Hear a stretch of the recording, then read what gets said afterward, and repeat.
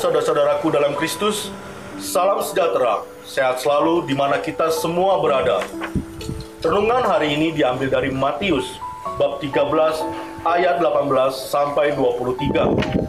Orang yang mendengarkan sabda dan mengerti akan menghasilkan buah.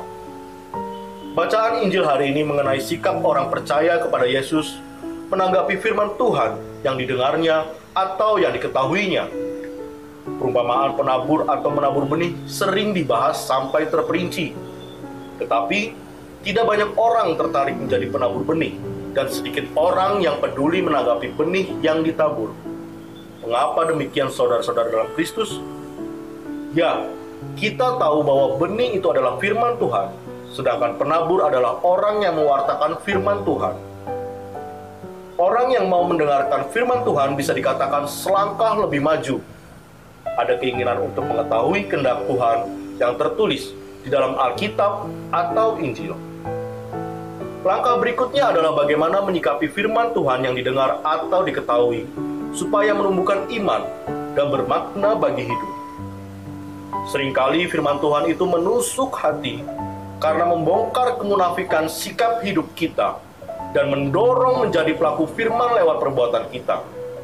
Seperti hal yang tertulis di dalam Ibrani bab 4 ayat 12 ayat 13, sebab firman Allah hidup dan kuat dan lebih tajam daripada pedang bermata dua manapun. Ia menusuk amat dalam sampai memisahkan jiwa dan roh, sendi-sendi dan sumsum. Di sini jelas terlihat bahwa Tuhan sanggup membedakan pertimbangan dan pikiran hati kita, dan tidak ada satupun makhluk yang tersembunyi di hadapannya, sebab segala sesuatu telanjang dan terbuka di depan mata Dia, yang kepadanya kita harus memberikan pertanggungjawaban.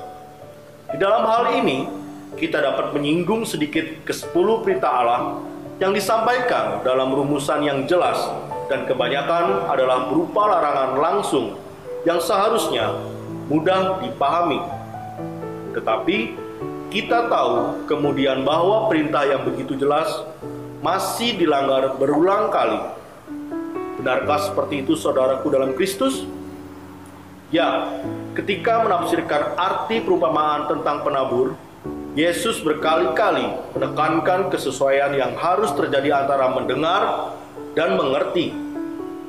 Orang bisa saja mendengar, tetapi tidak mengerti, atau mengerti juga, tetapi tidak bertahan karena pengaruh penganiayaan, kekhawatiran dunia, dan tipu daya.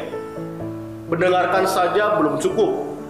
Mengerti pun harus disertai dengan kesetiaan untuk bertahan di dalam pengertian, hingga pada waktunya dapat berbuah berkali lipat.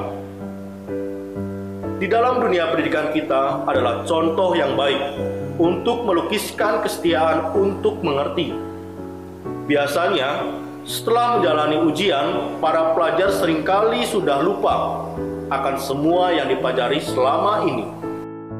Pengertian kita akan ajaran Kristus pun tidak selalu diikuti dengan kesetiaan untuk melakukan dan bertahan dalam pengertian tersebut, sehingga buah sukacitanya tidak ditemukan dalam perbuatan kita.